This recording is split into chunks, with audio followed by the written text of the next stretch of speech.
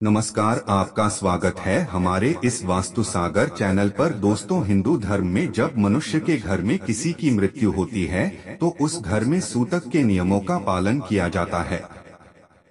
उस मृत व्यक्ति के जितने भी सगे संबंधी, भाई बंधु, परिवार के लोग होते हैं, उन सभी के घर में सूतक लग जाता है और उन्हें सूतक से जुड़े नियमों का पालन करना पड़ता है। आज के इस वीडियो में हम जानेंगे सूतक और पाठक में क्या फर्क होता है और सूतक लगने के बाद कौन से नियमों का पालन करना होता है।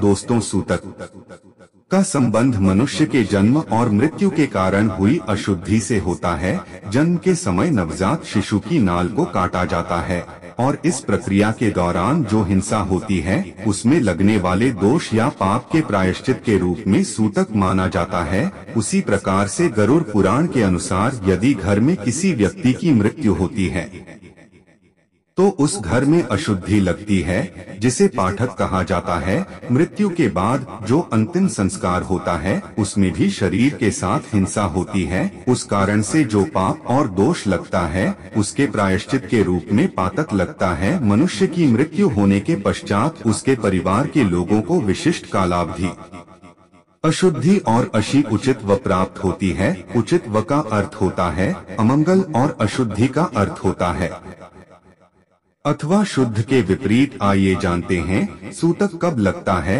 गरुड़ पुराण के अनुसार शिशु का जन्म होने पर, ग्रहण काल में, स्त्री के मासिक धर्म के दौरान और व्यक्ति की मृत्यु होने के उपरांत सूतक और पाठक का लगता है।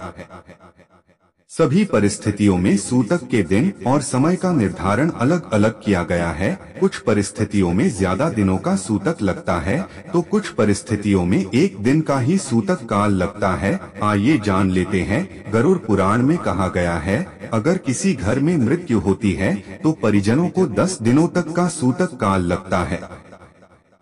अंतिम संस्कार में शामिल होने वाले परिवार के लोगों को 12 से 13 दिनों तक सूतक काल लगता है। मृत्यु के दिन से लेकर अगले 1.25 महीने तक किसी भी अन्य व्यक्ति के घर पर नहीं जाना चाहिए। 1.25 महीना अर्थात 40 दिनों तक इस नियम का पालन करना होता है। गरुड़ पुराण के अनुसार 40 दिनों में एक नक्षत्र काल पूर्ण होता है। यदि घर में किसी शिशु का जन्म होता है या किसी व्यक्ति की मृत्यु होती है तो यह सूतक पूरे 40 दिनों तक चलता है।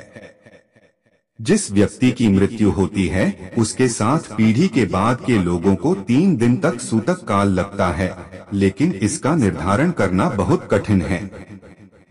मृतक के मामा, भतीजा, बुआ, बेटियां, इनको कितने दिनों तक सूतक काल का पालन करना चाहिए, यह सब कुछ उनके रिश्तों पर अथवा संबंधों पर निर्भर करता है। लेकिन अगर मृतक का किसी के साथ रक्त का नाता होता है तो उन लोगों को गरुड़ पुराण के नियमों का पालन करके 40 दिनों का सूतक काल पूर्ण करना होता है। मृतक तीसरी पीढ़ी के लिए यह सूतक काल 10 दिन तक होता है, चौथी पीढ़ी के लिए 10 दिन और 5वीं पीढ़ी के लिए 6 दिनों का सूतक काल माना जाता है। लेकिन जो लोग एक ही रसोई में भोजन करते हैं उनके लिए पीढ़ी का कोई नियम नहीं है। वहीं बालक का जन्म होने पर भी सूतक काल माना जाता है। जिस स्त्री ने शिशु को जन्म दिया है उस स्त्री के लिए सूतक काल 45 दिनों तक का होता है। जिस स्थान पर शिशु का जन्म हुआ है वह स्थान 1 महीने तक अशुद्ध माना जाता है। इसी कारण से कई लोग अस्पताल से घर पर आने के बाद स्नान करते हैं। अगर पुत्री का पीहर में जन्म होता है तो 3 दिनों तक सूतक काल होगा और ससुराल में होता है तो 10 दिनों तक का सूतक रहता है। वहीं अंतिम संस्कार के सूतक काल की बात की जाए तो मृत्यु के बाद दाह संस्कार आदि कार्यों में हिंसा होती है और इसमें लगने वाले दोष या पाप के प्रायश्चित के लिए पाठक माना जाता है। जिस दिन मृतक का दाह संस्कार होता है उस दिन से पाता हाल की गणना होती है। लेकिन यदि कोई सदस्य घर में नहीं है, किसी बाहर गांव में रहता है तो जिस दिनों से मृत्यु की सूचना मिलती है उसी दिन से उस व्यक्ति को पातक काल का पालन करना चाहिए। अगर किसी महिला का गर्भपात हुआ है तो गर्भ धारण के जितने महीने हुए हैं उतने दिन का ही सूचक माना जाएगा। अगर 6 महीने हुए हैं तो 6 दिन का सूचक माना जाता है। अगर घर का कोई सदस्य सन्यासी है अथवा बैरागी है तो उसे मरण सूतक नहीं लगता है। किंतु अगर उस व्यक्ति की मृत्यु होती है तो केवल एक दिन का ही पाठक लगता है। अगर कोई मनुष्य मृतक की अंतिम यात्रा में शामिल होता है तो उसे एक दिन के सूतक का पालन करना चाहिए। अगर कोई मृतक के शरीर को स्पर्श करता है तो उसे 3 दिन का सूतक लगेगा। जो लोग मृतक के शरीर को कंधा देते हैं उन्हें 8 दिनों तक सूत काल रहते हैं। अगर घर के अंदर कोई स्वयं के प्राण ले लेता है तो घर में 6 महीने तक का पाठक माना जाता है। 6 महीने तक उस स्थान पर भोजन नहीं ग्रहण करना चाहिए और जलपान भी नहीं करना चाहिए। उनके परिवारजनों को मंदिर भी नहीं जाना चाहिए और घर के अंदर मंदिर में पूजा स्थल पर द्रव्य नहीं चढ़ाने चाहिए। उसी प्रकार से अगर घर में पालतू जानवर जैसे गाय, भैंस, घोड़ी, बकरी आदि जानवर बच्चे को जन्म देते हैं तो घर में एक दिन का सूतक मनाना चाहिए।